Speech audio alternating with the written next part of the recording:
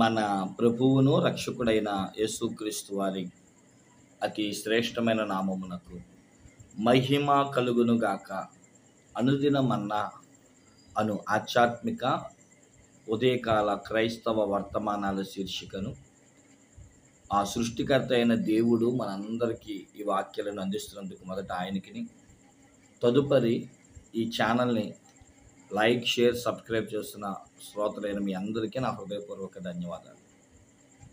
మీ అందరికీ తెలుసో లేదో, మీరు ఒక చిన్న సబ్స్క్రైబ్ ఇవ్వడం వల్ల, ఒక లైక్ ఇవ్వడం వల్ల, ఒక కామెంట్ పెట్టడం వల్ల సోషల్ మీడియా రంగంలో ఇదిగో ఈయన ఎవరోనండి వాక్యాలు చెప్తున్నారంట, ఈయన వాక్యాలు నలుగురు వినండి, ఎందుకంటే చాలామంది లైక్ చేశారు, సబ్స్క్రైబ్ చేశారు అని ఇంకొక నలుగురికి పరిచయం చేయడానికి ఈ లైక్లు, షేర్లు, సబ్స్క్రైబ్లు అనే విషయాన్ని మీ ముందు పెట్టడానికి నేను సంతోషిస్తున్నాను. అందుకని మిమ్మల్ని నేను ధనం అడగట్లేదు. నేను అడిగేదల్లా కూడా లైక్ చేసి, షేర్ చేసి, సబ్స్క్రైబ్ చేసి దైవ సంబంధమైన ఈ కార్యక్రమాన్ని మరింత నలుగురికి పరిచయం చేయడానికి మరి ఈ చిన్న సహకారాన్ని అందించమని ప్రభు పేరిట మనం చేస్తున్నాం. రండి దేవుని వాక్యాన్ని ఈ పూట మనం ధ్యానం చేద్దాం. 147వ కీర్తన 13వ వచనములో, నీ గుమ్మముల గడియలను ఆయన బలపరచువాడు. ఈ కీర్తన దావీదు గారు రాశారు. మొత్తం 20 వచనాలు ఉన్న ఈ కీర్తనలో చాలా శ్రేష్టమైన ఆధ్యాత్మికమైన విషయాలు మనం చూడగలుగుతాం. మొదటి 6 వచనాల్లో బంధకాల్లో ఉన్న వారికి ఏ రకమైన విడుదల కలుగుతుందో మనం చూడవచ్చు. 7 నుంచి 9 వచనాల్లో బలహీనులందరినీ బలపరుస్తున్నట్లుగా మనం చూస్తాం. 10 నుంచి 20 వచనాల్లో వారు బంధించబడిన, కట్టబడిన అనుభవాలు, వాళ్ళు బయలుదేరిన అనుభవాలు మనం ఎక్కువ చూడవచ్చు.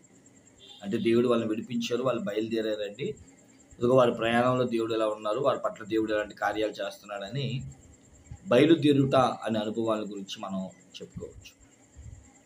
మనం చదువుకున్న 147వ కీర్తనలోని 13వ వచనాన్ని మరొక్కసారి గుర్తు చేసుకుంటే, ఆయనంట నీ గుమ్మముల గడియలను బలపరచువాడై ఉన్నాడు. ఏమంటే గుమ్మానికి గడియ అనేది చాలా ప్రాముఖ్యమైనది. మనం మన గుమ్మాలకి గడియలు పెట్టుకుంటాం. ఎందుకంటే ఏ జంతువో, ఏ మనుష్యో, ఎలాంటి ఆపద అనేది మనకు రాకుండా మనకి భద్రతగా ఉంటుందని. ఇంకో మాట చెప్పాలంటే, గడియ పెట్టుకోవడం వల్ల క్షేమంగా ఉంటాం. ఏ ప్రమాదం అనేది అది దాటి రాదు. కాబట్టి మన గుడారానికి లేదా మన తలుపులకి, మన గుమ్మాలకి గడియలు చాలా ప్రాముఖ్యమైనవి. రక్షణను చూపిస్తాయి, కాపుదలను చూపిస్తాయి, సంరక్షణ అనేది మనం కలిగి ఉండొచ్చు. అదే గుమ్మానికి గడియ లేదనుకోండి, ఎవరొస్తారో అనే భయాలు, ఏమొస్తుందో అనే ప్రమాదాలు, అకస్మాత్తుగా పైన ప్రమాదాలు మనం చూస్తాం. కాబట్టి ఒక్క మాటలో చెప్పాలి అంటే, గుమ్మాలకి గడియ చాలా ప్రాముఖ్యమైనది. ఒక క్రైస్తవ జీవితం ఒక గుమ్మం అయితే, మరి క్రైస్తవ జీవితంలో ఎన్నో రకాలైన గడియలు మనం చూడవచ్చు. బైబిల్ గ్రంథంలో నెహెమ్యా గ్రంథం మనం చదువుకుంటే మొదటి అధ్యాయంలో సాతాను యొక్క పని ఏంటో తెలుసా? గుమ్మాలు కాల్చివేయడం, గడియలు లేకుండా, పట్టకుండా గుమ్మాలను కాల్చివేశాడు, తగలబెట్టేశాడు. అందుకని నెహెమ్యా ఎంతో సుదీర్ఘ కన్నీరు కార్చి దేవుని సన్నిధానమందు వేడుకుంటున్నాడు, అయ్యా దేవాలయం గుమ్మాలు, ప్రాకారము సంరక్షణ లేకుండా అయిపోయింది, నేను వెళ్ళాలి, గుమ్మాలను తయారు చేయాలి. మొత్తం 12 రకాలైన గుమ్మాలు కట్టాడు. మీ అందరికీ తెలుసు, నెహెమ్యా గ్రంథంలో 12 రకాలైన గుమ్మాలు, ప్రతి గుమ్మానికి ఒక ఆంతర్యం. మనం కూడా ఒక్కొక్క గుమ్మాల గురించి ఒక పర్యాయము ధ్యానించాం కూడా. కాబట్టి 12 రకాలైన గుమ్మాలు పెట్టడం, దానికి గడియలు బిగించడం, నెహెమ్యా గ్రంథం అంతా కూడా గుమ్మాల గురించిన అనుభవాలు మనం చెప్పుకోవచ్చు. ఇంకా మనం చూసిన వారమైతే, మన దేవాతి దేవుడు ఒక 3 రకాలైన గడియలు పెట్టినట్లుగా మనం చూస్తున్నాం పరిశుద్ధ గ్రంథంలో. మొట్టమొదటిది మనం చూసిన వారమైతే, ఆదికాండం 7వ అధ్యాయంలో దేవుడు భూమి మీదకి జలప్రలయం రప్పించినప్పుడు నవాహుతో దేవుడు అంటాడు, భూమి మీద నీతిమంతుడు ఎవరూ లేడు, నీవు తప్ప నాకెవరూ కనబడలేదు గనక నీవు నీ కుటుంబం ఒక 3 అంతస్తుల వాడ తయారు చేసుకొని చితీసారి మానతో ఆ వాడను కట్టాలి. ఇదిగో దాని కొలతలు, దాని ఎత్తు, దాని మూర, దాని సైజు, ఇవన్నీ కూడా చాలా ప్రాముఖ్యమైనది అని తెలియజేసినట్లుగా కూడా మనం చూస్తాం.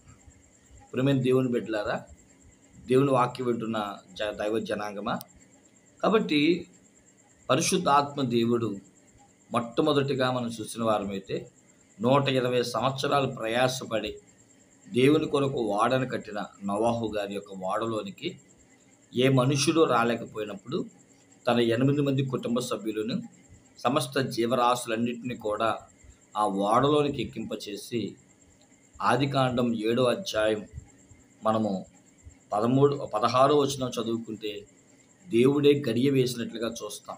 చూడండి, కొన్ని గడియలు దేవుడే వేశాడు. దీని పేరు ఏంటయ్యా అంటే మనం చూసిన వారమైతే రక్షణ గడియ. రక్షణ అనేది దేవుడు ఇవ్వాలి. రక్షించబడ్డాము అని నీ జీవితంలో తెలియాలంటే రోమపత్రికలో ఉంటుంది కదా, యేసుక్రీస్తుని నోటితో ఒప్పుకోవాలి, ఆయన దేవుడని, ఆయన ఒక్కడే మనల్ని కాపాడగలిగిన వాడని మనం నోటితో ఒప్పుకున్నప్పుడు ఆయనే మనల్ని బలపరిచేవాడై ఉన్నాడు. మనుషులు ఎవ్వరూ బలపరచలేరు. ఆయన తన సువార్త చేత మనందరినీ ఆయన రక్షణ మార్గంలో నడిపించిన ఆ త్రిత్వత్రియేక దేవుణ్ణి మనం కూడా నోవాహు గారు ఎలాగైతే 40 పగళ్ళు 40 రాత్రులు ప్రచండమైన భయంకరమైన పరిస్థితి నుండి కాపాడబడ్డాడో మనం కూడా అలా కాపాడబడ్డానికి రక్షణ అనేది చాలా ప్రాముఖ్యమైన విషయాన్ని మీకు తెలియజేస్తున్నాను. దేవుడే ఎవరు తీయకుండా దేవుడే బయటికి ఎడవేసినట్లుగా చూస్తున్నాం. కొన్నిసార్లు మానవుడు అయిన నోవాహు జనుల యొక్క కేకలు బట్టి తీస్తాడేమోనని నోవాహు గారికి దేవుడు ఆప్షన్ ఇవ్వకుండా తానే ఓడ బయట గడియ వేసినట్లుగా మనం చూస్తాం. కాబట్టి రక్షణ యెహోవాది కనుక మనము నిర్లక్ష్యంగా ఉండకుండా ఆ రక్షణ గడియ అనేది దేవుని చేత మనము నమ్మి విశ్వసించి ఆ గడియను దేవుని చేతనే మనం బలపరుచుకోవలసిన వారమే ఉన్నాం.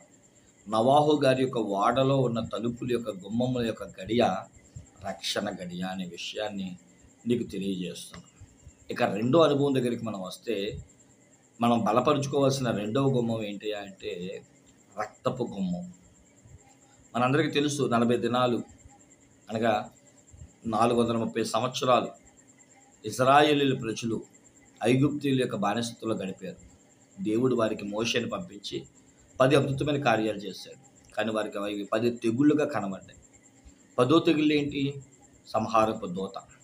ఆ రాత్రి సంహారపు దూత వస్తాడు. ఏడాది గొర్రెపిల్లను తెచ్చుకొని దాన్ని వధించి దాని మాంసంను తిని ఎవ్వరూ ఇంటి నుంచి బయటకు రాకూడదు. ఎవరి గడియలు వారే వేసుకోవాలి. మళ్ళీ చెప్తున్నాను, ఎవరి గడియలు వారే వేసుకోవాలి. పరిశుద్ధత అనేది నీకు సంబంధించింది. దేవుడు రక్షణ ఇస్తాడు, దేవుడు తన సువార్తను ప్రకటిస్తాడు, కానీ అన్ని తానే కొన్ని బలవంతం చేయడు. పరిశుద్ధంగా ఉండాలా లేదా అనేది వ్యక్తిగతం. కాబట్టి రక్తపు గడియ, రక్షణ గడియ లేదా పరిశుద్ధత అనే గడియ ఏ వ్యక్తికి ఆ వ్యక్తి వేసుకోవాలి. నేను పాపం చేయకూడదు, నేను ఇంకా లోకపు ఆశలకు వెళ్ళకూడదు, లోప కార్యాలు చేయకూడదు అనే ఒక ఆలోచన అనే గడియ వేసుకున్నప్పుడే ఏ పాపం అనేది కూడా మనలోనికి వెళ్ళదు. సంహారకుడు రాకుండా చేసిన గడియ పరిశుద్ధత అనే గడియ. ఏ గృహం మీద అయితే క్రీస్తు రక్తపు మరకలు ఉంటాయో, ఏ విశ్వాస అయితే తను చేసిన పాపాలకు ప్రభువు చేత రక్తంలో కడగబడతాడో ఆ వ్యక్తికి ఎప్పుడూ కూడా దేవుడు సంరక్షణ అనేది ఉంటుంది. కనుక రక్తపు గడియ అనేది మనం వేసుకోవాలి. పరిశుద్ధత అనే గడియ. ఈ పరిశుద్ధతే మనల్ని పరలోకానికి చేరుస్తుంది. ఈ పరిశుద్ధతే మనల్ని శ్రమల నుండి కానానికి చేరుస్తుంది. ఐగుప్తు ప్రజలను ఎప్పుడైతే ఆ తెల్లవారుజామున ఇక మీరు వెళ్ళిపోండి అని అన్నారో ఎంత సంతోషమో.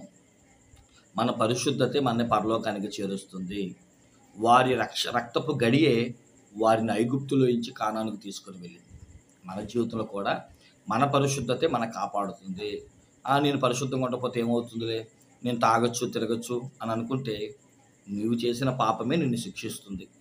ఏ మనుషుడు కూడా పరిశుద్ధుడు కాడు. కానీ దేవుడు మనుషులకు అవకాశం ఇస్తాడు. తన యొక్క పాపాన్ని ఎంతవరకు చేస్తాడు, లేదా తను చేసిన పాపానికి ఎంతవరకు ప్రాయశ్చిత్తం పొందుతాడు, ఎంతవరకు తను సరి చేసుకుంటాడు, ప్రభు దగ్గర ఒప్పుకుంటాడా అని దేవుడు విడిచిపెట్టాడు. ఇది కృపాకాలం. వెంటనే ఏమీ జరగట్లేదు అనగానే దేవుడు లేడు అని అనుకోమాకండి. దేవుడు తగిన సమయం వచ్చినప్పుడు నీ పాపపు చిట్టాన్ని దేవుడు తీస్తాడు అన్నాడు కదా. ప్రకటన గ్రంథం 22వ అధ్యాయం చివరి వచనాల్లో, పరిశుద్ధుడికును పరిశుద్ధుడిగా ఉండనిమ్ము, నీతిమంతుడు నీతిమంతుడిగా ఉండను, అపవిత్రుడిని అపవిత్రుగానే ఉండనిమ్ము, కానీ నేను వస్తాను, వారి క్రియ చొప్పున జీతాన్ని నేను ఇస్తాను.